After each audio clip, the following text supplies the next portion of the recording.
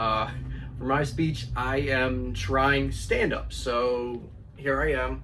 I'm Steve Smith, and I'm going to try stand-up for my speech.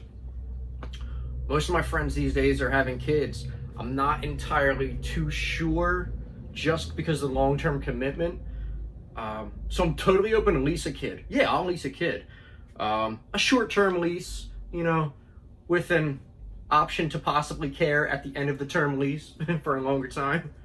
I know for my money, I would never buy American. Always buy a foreign model. I don't want something that's just going to break down after a few laps around the playpen. It's got to be a new one, though. It can't be used, because when you buy something used, all you're doing is just inheriting the previous owner's problems. I mean, I'm not putting full coverage on an emotionally high mileage 10-year-old who has a shady kid facts report. That's just doing my diligence as a consumer. Segue to other joke. It used to be the guy who was the biggest in the gym. All the muscles was the most intimidating. It's really not like that anymore. Now it seems the most toughest guy in the room is the one with the most disgusting ear. That's how you spot the tough guys these days, by looking at their ears. Those MMA, UFC ears that look like chewed bubble gum that are slapped haphazardly on the sides of their heads, looking like they still need more pressure to still stay on. Their ears are earned, they're battle tested, and they may not traditionally hold up sunglasses as a normal person's would. They could have my Ray-Bans if they just put those ears away and stop scaring me. Now my next one is not so much of a joke, but it's a true story that I've decided to tell and share. It happened was on a job interview. I had drove around and I had to pass a mouth swab test because I may or may not know my way around the marijuana smoke from time to time. So I went around, I bought stuff at the store in the city to pass my test. From that point on, I had 30-minute windows to take the stuff to have the ability for me to drive down to the building and pass my test. So I pick the stuff up, I go back to the car, do my thing, and drink half of it. You drink half now, and another one once you get closer to the interview to give you that 30-minute window. Plenty of time. So once I get in the car, I'm in the city and I get driving, something happened. I had to go to the bathroom. Nature was calling. Fortunately, for a guy, it's a little bit easier for us. I was able to finagle a container that I had in the car to take care of the situation I was in. All the while, mind you, I'm driving to this job interview. So from where I'm at in the city, probably about 15-20 minutes away from where I gotta be. So I start making my way as I'm doing my thing.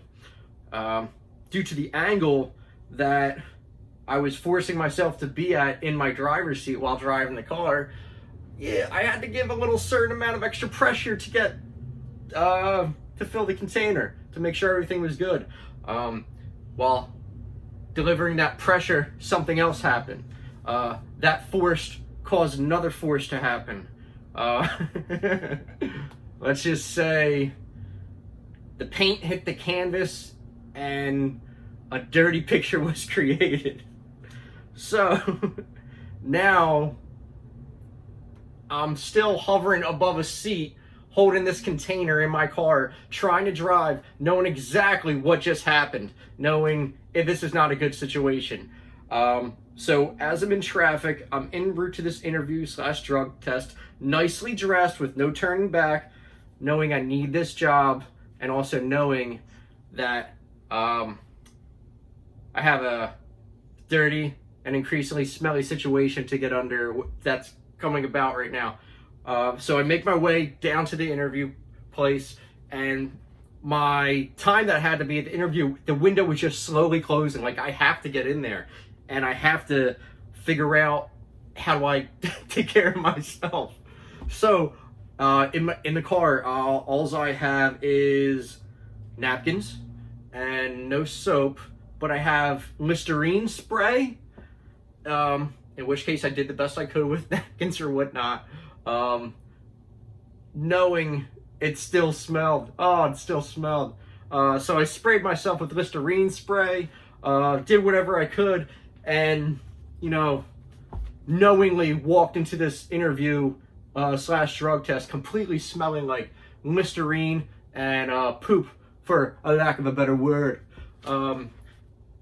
It was crazy. It looked like my underwear was just used to clean up a Nutella sandwich incident. So I was at rock bottom, so it felt almost comfortable to walking into a place and just, yeah, trucking through to get the interview. So with me going in the room with two distinctible smells, I was confident in my head, but not really, just hoping.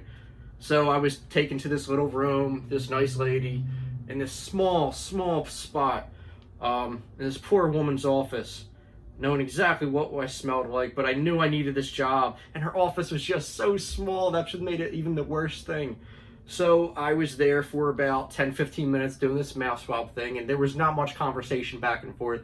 It seemed like she was tending a lot of stuff to the computer as opposed to not really smelling what was going on. Oh, it was really bad. And I just sat there like a good job interview person, hoping to get the job and just smiling, wiping this thing around my mouth for mouth swabs. No. Just, yeah, really trying to get through the situation. And, those instant results came back from the test within the 15 minutes I was there, and it came back negative. Everything was good. I hope that they threw that seat out that I was sitting on, because there's no way that should have been kept. That was definitely a hazard. But I did get the job, and that was my poop story from the time I got a job at Sugar House Casino. I'm Steve Smith. I hope you enjoyed that, and yeah, always go to the bathroom before you got important things to do, because what I just happened to me could happen to you. Yeah, so feel better about yourself. Have a good day, folks.